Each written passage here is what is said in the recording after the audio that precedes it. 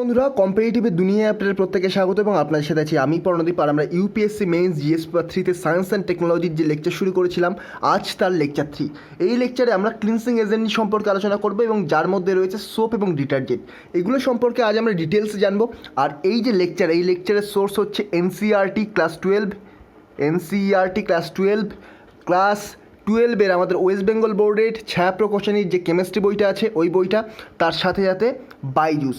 তো চলুন ভিডিওটা শুরু করা যাক। তার পূর্বে এগিয়ে চলো, এই টেলিগ্রাম চ্যানেলটিকে সাবস্ক্রাইব করতে ভুলবেন না। এই চ্যানেলে আমার প্রতিটি লেকচারের সাথে সাথে ইম্পর্টেন্ট লেকচারের পিডিএফ পাবেন। আর এই ডেসক্রিপশন বক্সে আমার চ্যানেল এবং আমার সম্পর্কে লেখা রয়েছে।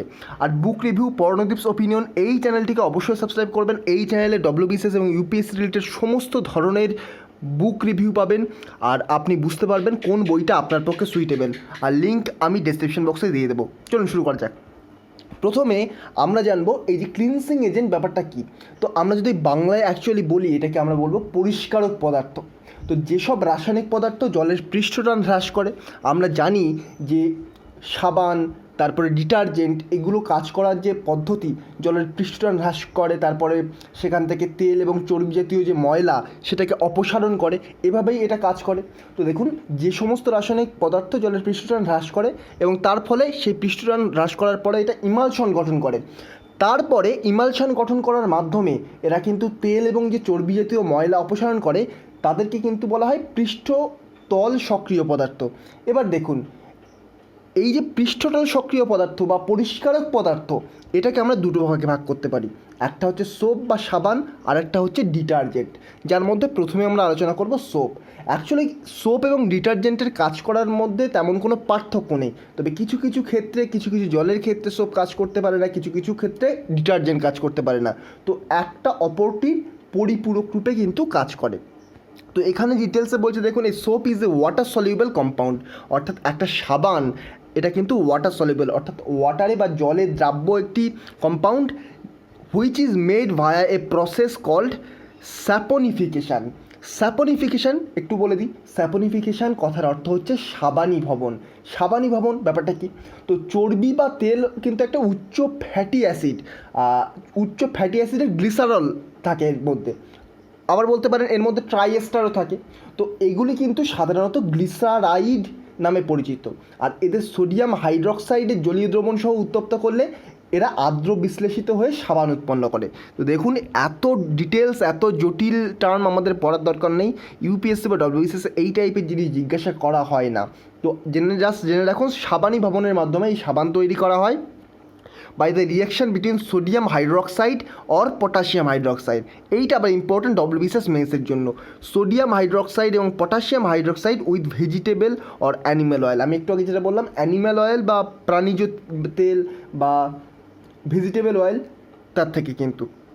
এবার দেখুন, সোপের মলিকিউলটা দেখে নিন। সোপের যে গঠন সেটা দেখুন। একদিকে দেখুন হাইড্রোফিলিক হেড রয়েছে, আর একদিকে রয়েছে হাইড্রোফোবিক টেল। এর অর্থ কী? এর অর্থ আমরা একটু পরে জানবো। তার আগে আমরা একটু সাবানের প্রকারভেদটা দেখে নিই। দেখুন, ক্যারেক্টারিস্টিক অফ সোপ রয়েছে, তার মধ্যে রয়েছে টয়লেট সোপ রয়েছে, ফ্লোটিং সোপ রয়েছে, ট্রান্সফার সোপ রয়েছে, মেডিকেটেড সোপ রয়েছে, শেভিং সোপ রয়েছে, লন্ড্রি সোপ রয়েছে। তো এগুলো তো সাধারণ ব্যবহার অনুযায়ী করা হয়, কিন্তু এখানে দেখুন harder soap which is a dense bar last longer, অর্থাৎ যে সাবান বেশিক্ষণ জলে ইউজ করা যায় এবং বেশি যার ঘনত্ব বেশি, সেটাকে হার্ডনেস সোপ বলা হয়। ক্লিনজিং, যেটা পরিষ্কার করতে সাধারণত the first reason the majority of people use soap is to get clean. সাধারণত সোপ কী কাজে ইউজ করা হয়? কোনো জিনিস ক্লিন করার জন্য। আর এই যে সোপের মলিকিউল, এরা কিন্তু দুটো ভাগে ভাগ হয়ে যায় এবং সেটা আমরা একটু পরে দেখছি। তার আগে দেখে নিন, কন্ডিশনার সোপ রয়েছে, লেদার সোপ রয়েছে, ফ্রেগনেন্স বা গন্ধযুক্ত যে সোপ বা সাবান রয়েছে। এছাড়াও কিন্তু দাড়ি কামানো শেভিং, তারপর ওষুধযুক্ত, যেমন ধরুন ডেটল, স্যাভলন, এই টাইপের সাবান রয়েছে। ট্রান্সফারের সাবান রয়েছে, যেগুলো দেখবেন স্বচ্ছ একেবারে। সাবানকে যদি ইথানলে দ্রবীভূত করা হয়, তাহলে কিন্তু অতিরিক্ত দ্রাবক বাষ্পীভূত হয়ে যায়, আর তার ফলে কিন্তু সেই সাবান স্বচ্ছ হয়ে যায়, অর্থাৎ এক প্রান্ত থেকে আরেক প্রান্ত দেখা যায়। এছাড়াও ভাসমান সাবান রয়েছে বা ফ্লোটিং সাবান রয়েছে। তো এগুলো মোটামুটি সাবানের ক্ষেত্রে রয়েছে। তো এখানে আমি একটি ইম্পর্ট্যান্ট তথ্য বলে দিই আপনাদের, খাতায় নোট করে রাখতে পারেন। বিল্ডার্স টার্মটা মনে রাখবেন, কোনো রকম ঘরবাড়ি বিল্ডিংয়ের কথা বলা হচ্ছে না, বা কেউ ঘরবাড়ি তৈরি করে তাদেরকে বিল্ডার্সের কথা বলা হচ্ছে না। এখানে বলা হচ্ছে সাবানের কার্যকারিতা বৃদ্ধি করার জন্য সাবানের মধ্যে যে রাসায়নিক পদার্থ যোগ করা হয় তাকে কিন্তু বিল্ডার্স বলে। ভেরি ভেরি ইম্পর্টেন্ট একটি তথ্য, সাবানের কার্যকারিতা বৃদ্ধি করার জন্য সাবানের মধ্যে যে রাসায়নিক পদার্থ যোগ করা হয় তাকে বলা হয় বিল্ডার্স। তো এক্সাম্পল হিসেবে সোডিয়াম ট্রাইপলিফসফেট একটি গুরুত্বপূর্ণ ফসফেট বিল্ডার, নাম লিখে রাখতে পারেন সোডিয়াম ট্রাইপলিফসফেট Na5P3O10, Na5P3O10, এটা কিন্তু সোডিয়াম ট্রাইপলিফসফেট, এটা খুব গুরুত্বপূর্ণ একটি বিল্ডার। তো সাবান ব্যবহারের তো সুবিধা অসুবিধা অবশ্যই আছে, যেমন ধরুন সাবান একটা ভালো পরিষ্কারক পদার্থ যে সম্পূর্ণভাবে জৈব বিশ্লেষ্য বলতে বায়োডিগ্রেডেবল, অর্থাৎ কোনো রকম পরিবেশের ক্ষতি করে না, অর্থাৎ নোংরা জলে যেসব জীবাণু থাকে তারা কোনো রকম সাবানকে সম্পূর্ণ CO2-তে জারিত করে দেয়, তার ফলে সাবান কোনো রকম কিন্তু দূষণ ঘটায় না। তো সেই জন্য এটাকে বলা হচ্ছে বায়োডিগ্রেডেবল। আবার সাবান ব্যবহারের অসুবিধাও রয়েছে, খড় জলে সাবান ব্যবহার করা যায় না, কারণ খড় জলে উপস্থিত ক্যালসিয়াম এবং ম্যাগনেসিয়াম আয়ন ফ্যাটি অ্যাসিডের ক্যালসিয়াম এবং ম্যাগনেসিয়াম লবণের সাদা অর্ধক্ষেপ উৎক্ষেপণ করে। তো সেহেতু কিন্তু এই যে খড় জলে সাবান ব্যবহার করা যায় না, সাবানকে আম্লিক দ্রবণে ব্যবহার করা যায় না। সাধারণত কিন্তু সাবানের যে গঠন, আমি ছোট্ট একটা এক্সাম্পল দিচ্ছি, সাবানের গঠন আমি একটা পেজে আঁকছি, দেখুন এই পেজটায় দেখুন। সাবান ধরুন সিম্পল একটা সাবান সোডিয়াম স্টিয়ার, এটা সাবান, এটার সংকেত কি CH3CH2 16COONA, এই হচ্ছে সাবান, এটাকে নাম সোডিয়াম স্টিয়ারেট। যখন এই সাবানটা কাজ করবে, তো সাবানটা কীভাবে কাজ করবে, তো সাবানের দেখুন দুটো অংশে ভেঙে যায়, সাবানটা দুটো অংশে ভেঙে যায়। আচ্ছা এই ছবিটা দেখুন বুঝতে পারবেন, এই যে সাবানটা এরকম লম্বা আকারে ভেঙে যায়, একটা হচ্ছে হাইড্রোফোবিক টেল আর একটা হাইড্রোফিলিক হেড। যার অর্থ কি, হাইড্রোফোবিক কথার অর্থ হচ্ছে যেটা জলাবিকর্ষী, অর্থাৎ জলের থেকে দূরে সরে যায়, আর হাইড্রোফিলিক হচ্ছে জলের দিকে সরে আসে বা জলাকর্ষী এবং জলবিকর্ষী, এই দুটো ভাগে ভেঙে যায়। তো এইরকমভাবে এবার দেখুন এই যে ছবিটা, আমি একটু বড় করে দিচ্ছি পেজটা, তাহলে বুঝতে পারবেন ছবিটা।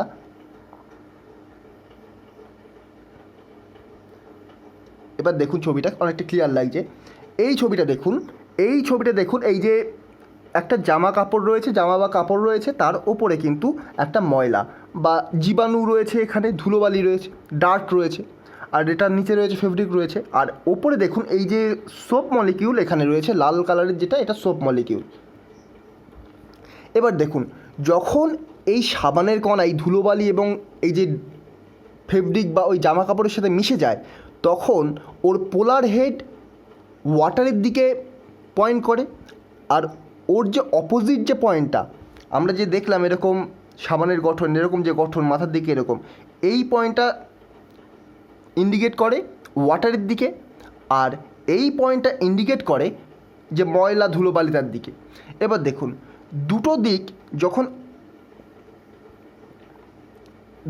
যখন দুদিকে ইন্ডিকেট করছে, তখন কিন্তু ধুলোবালি সমস্ত যে কণাগুলো সেগুলো এই জামা কাপড় থেকে সম্পূর্ণ বিচ্ছিন্ন হয়ে যায়। আর সাবান কিন্তু এভাবেই কাজ করে। আরও সহজভাবে বুঝতে গেলে দেখুন, জল ও সাবানের মিশ্রণে সাধারণত উৎপন্ন যে কোলোয়েড, সেটা জামা কাপড়ে আটকে থাকা যে তেল জাতীয় পদার্থ, এই যে ধুলোবালি এগুলো তেল জাতীয় পদার্থ, এগুলো জলের সঙ্গে ইমালশন গঠনে সাহায্য করে। এবার যদি আরও সহজ করে বুঝতে হয় তাহলে বলতে হবে যে সাবান জলের ক্রিয়ায় তেল জাতীয় পদার্থ কাপড় থেকে বিচ্ছিন্ন হয়ে যাচ্ছে, এখানে জাস্ট এটা মনে রাখবেন, তাতেই কাজ হয়ে যাবে। ফলে তেল জাতীয় পদার্থের সঙ্গে যে যুক্ত ধূলিকণা অন্যান্য অপদ্রব্য সেগুলো কাপড় থেকে কিন্তু বিচ্ছিন্ন হয়ে যায়, আর এইভাবেই কাপড় পরিষ্কার হয়। তো জাস্ট এটা মনে রাখলেই হবে, কারণ ইউপিএসসিতে কখনোই জিজ্ঞাসা করা হয় না যে কাপড় কীভাবে পরিষ্কার করা হবে, এখানে জিজ্ঞাসা করা হয় যে সাবান ব্যবহারের অপপ্রয়োগ কী, সাবান ব্যবহার করে কী কী রোগ জীবাণু হতে পারে, বা সাবান ব্যবহার করার ফলে যে পরিবেশের ক্ষতি হচ্ছে সেগুলো কীভাবে আটকানো যেতে পারে। তো কোশ্চেন কিন্তু এইভাবেই আসবে, জাস্ট বেসিক বোঝার জন্য আমাদের এইগুলো নিয়ে আলোচনা করতে হচ্ছে। তো এই তো মোটামুটি দেখলেন সাবান।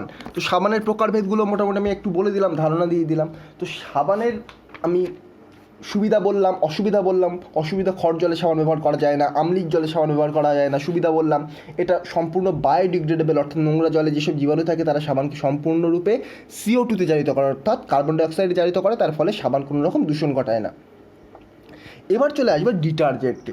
তো ডিটারজেন্টে কি, ডিটারজেন্ট এবং সাবানের মধ্যে কিন্তু স্পেশাল কিছু পার্থক্য নেই, তবে সাবান জৈব বিশ্লেষ্য আর ডিটারজেন্ট জৈব অবিশ্লেষ্য, তাই কিন্তু ডিটারজেন্ট জল দূষণ ঘটায়। তো ডিটারজেন্টও কিন্তু দীর্ঘ কার্বন শৃঙ্খল বিশিষ্ট অ্যালকিল হাইড্রোজেন সালফেট বা বেনজিন সালফোনিক অ্যাসিডের সোডিয়াম লবণ অথবা দীর্ঘ কার্বন শৃঙ্খল বিশিষ্ট কোয়াটারনারি অ্যামোনিয়াম লবণগুলো ডিটারজেন্ট বলা হয়। তো এই সংজ্ঞা একেবারেই প্রয়োজনীয় নয়, আমি ক্লাস 12-এর বই থেকে বলে দিলাম, ছায়া প্রকাশনের বই থেকে। ইম্পর্টেন্ট নয় সংজ্ঞাটা, কারণ আমি যেটা বললাম ডব্লিউবিসিএস ইউপিএসসির ক্ষেত্রে এগুলো সংজ্ঞা ইম্পর্টেন্ট নয়।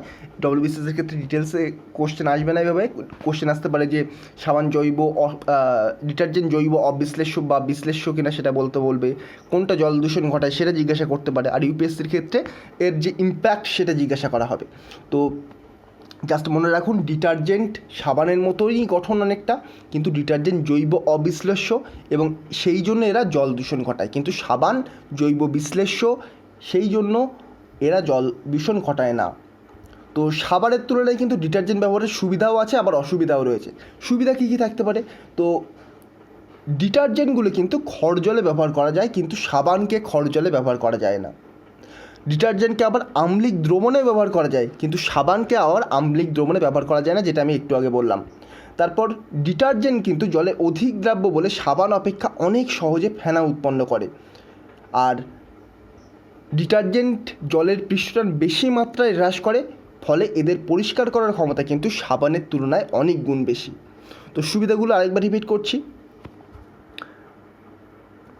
এই দেখুন, আমি এখানে পয়েন্টটা অ্যাড করে রেখেছিলাম সোপের যে দুটো, একটা হাইড্রোফিলিক, হাইড্রোফোবিক।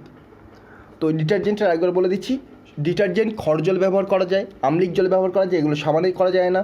তারপর ডিটারজেন্ট সাবান অপেক্ষা বেশি ফেনা তৈরি করে, ডিটারজেন্ট বেশি পরিমাণে পৃষ্ঠটান হ্রাস করে। অসুবিধা একটু আগেই বললাম, সাবান যেমন জীবাণু বিয়োজ্য, কিন্তু অধিক পার্শ্ব শাখাযুক্ত হাইড্রোকার্বন শৃঙ্খল বিশিষ্ট ডিটারজেন্টগুলি কিন্তু জীবাণু বিয়োজ্য নয়, অর্থাৎ ডেটল, স্যাভলন এই সাবান যেমন জীবাণুকে মেরে ফেলে, ডিটারজেন্টের কিন্তু সেই ক্ষমতাটা নেই।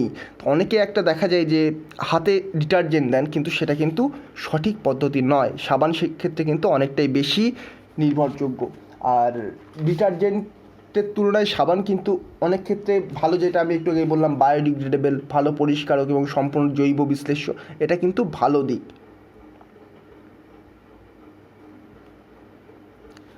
এখানে একটা তথ্য আমি বলে দিচ্ছি, পার্শ্ব শৃঙ্খল, ডিটারজেন্টের কিন্তু পার্শ্ব শৃঙ্খল সাবানের থেকে তুলনামূলক বেশি।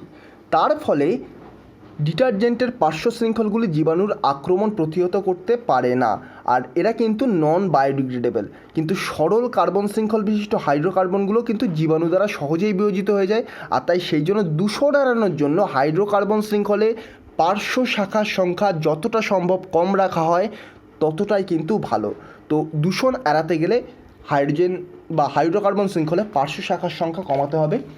এগুলো অনেকটা টেকনিক্যাল টার্ম, বুঝতে অসুবিধা হলেও ছেড়ে দিন, না বুঝলেও কোনো রকম প্রবলেম নেই, জাস্ট মনে রাখতে হবে এখান থেকে সুবিধা অসুবিধা এইগুলোই।